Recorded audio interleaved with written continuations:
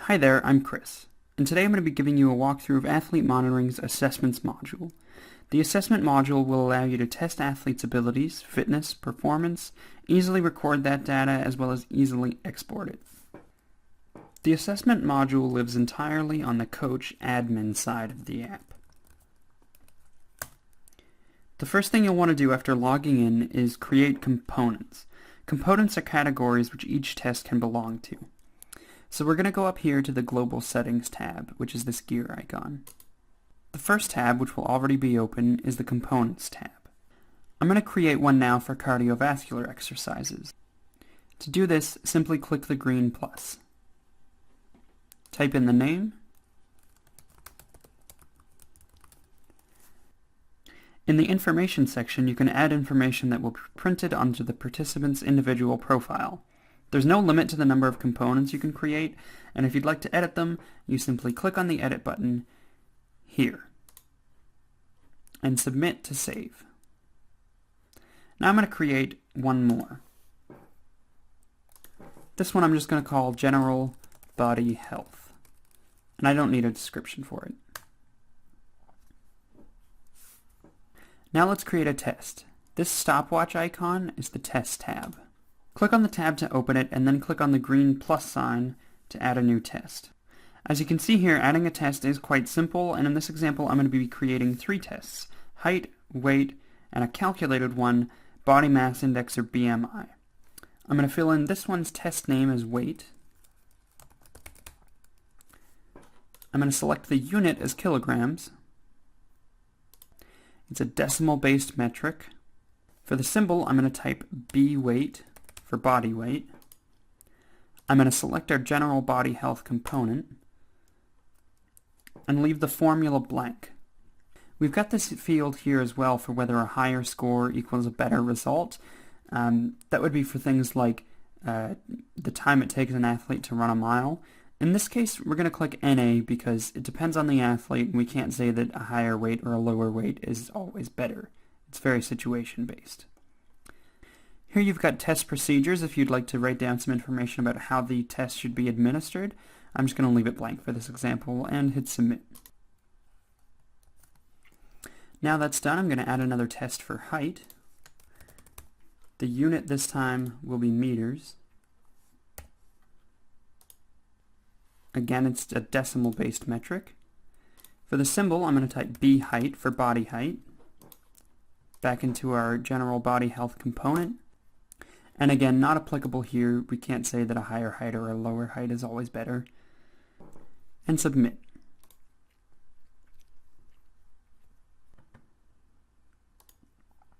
You don't have to track height in meters. You can also select feet and inches as your separator and feet as your unit. In this case, however, I am going to use meters, so we can just close this without saving it. The final one I'm going to create is the BMI, so we're going to type in the name BMI.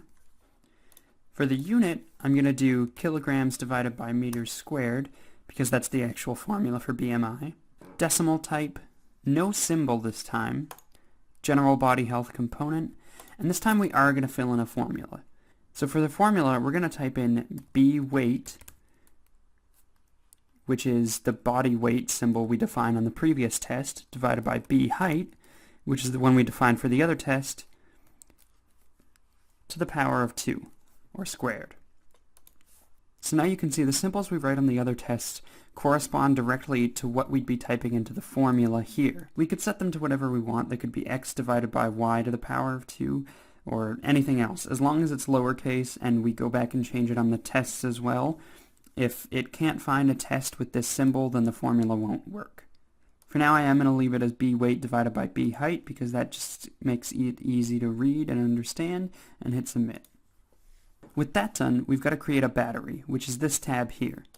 The battery is a collection of tests run through all at once. Here I'll create one called Body Composition Battery.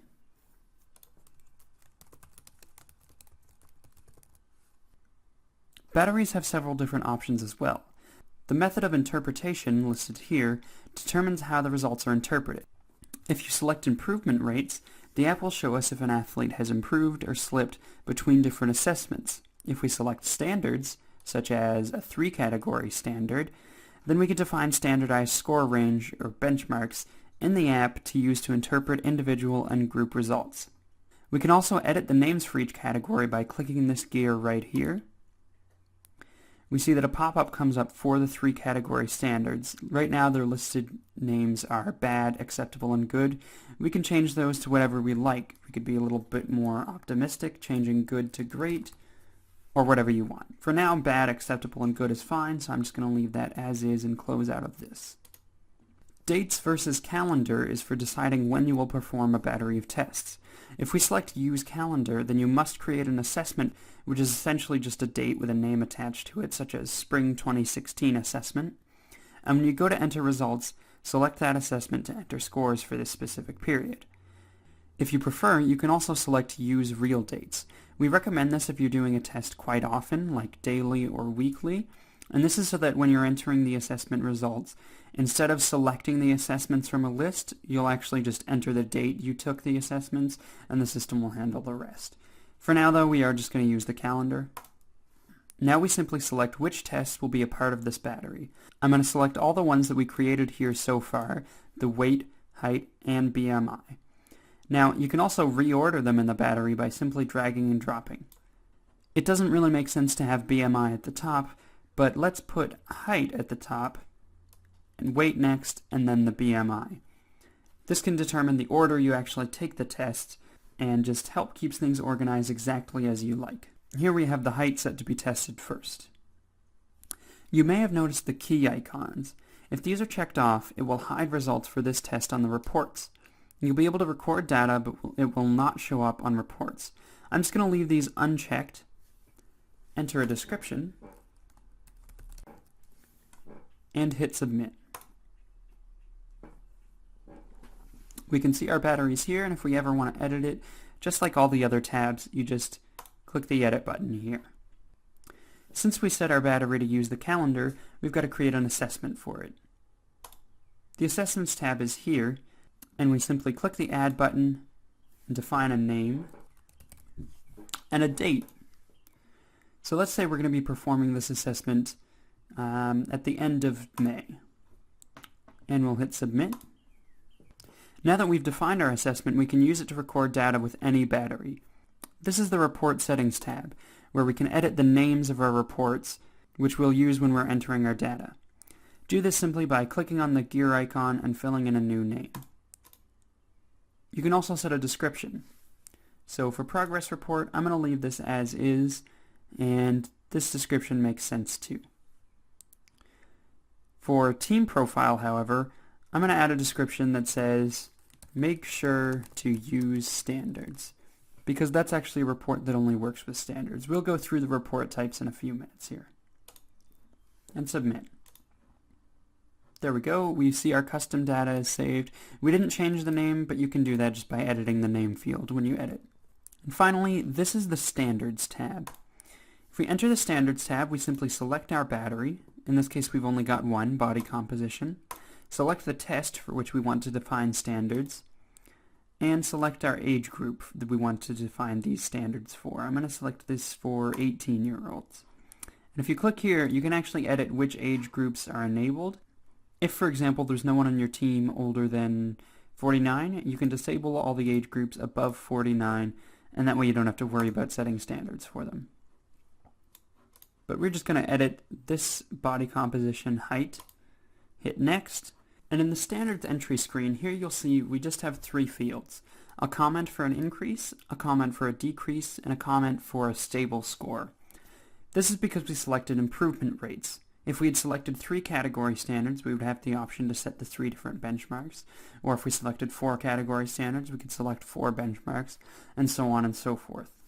In this case, we're going to say for an increase in score, great work. A decrease, we'll say, this score must become stable again. And for stable, we'll say acceptable. Of course, it doesn't really make sense to tell an athlete that they need to improve their height, so we're not actually going to save this, but I will note, if you were going to save it, then before clicking submit, you could select this to apply to all the age groups that you're working with. So if you've got a test where the benchmark is going to be the same for every age group, you can save them to all immediately. And don't forget to enter in for both male and female. Again, we're not going to save this though, we're just going to hit close, only because it doesn't make sense for height. Now I'm actually going to go back to our battery and change it to a 3-category standard system so that we can take a look at how that works. Submit. Back to standards, we select our battery and our height test. And again, we're going to select the 18 age group. And here we see, since it's now on a 3-category standards, that we have 3 standards that we can benchmark. By default, everything is just set to 0, so we need to define these ourselves. I'm going to set bad from 0 to 1.3, acceptable from 1.4 to 1.7, and good from 1.8 to 2.3. And for bad, we're going to say some improvement needed. Now, if an athlete gets a score that's within this range, it will show that it's bad, it will be color-coded, and it will show this comment. Of course, it doesn't really make sense, just like it didn't before, to tell an athlete that we need to improve their height, so we're not actually going to save this. And in fact, I'm just going to set the battery back to improvement rates, even though for this particular test, it doesn't really make a lot of difference. Now, before we start looking at data entry, we just need to go to our team settings, and to assessments.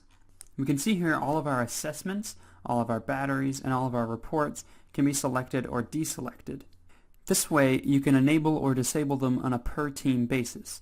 So if you've got a spring assessment for a soccer team, but you've also got a baseball team that you manage that you don't need it for, you can disable it for that team and just hit save. This is the team we're going to be working with though, so I want to keep my battery enabled. Now that all that's done, we're ready to begin data entry.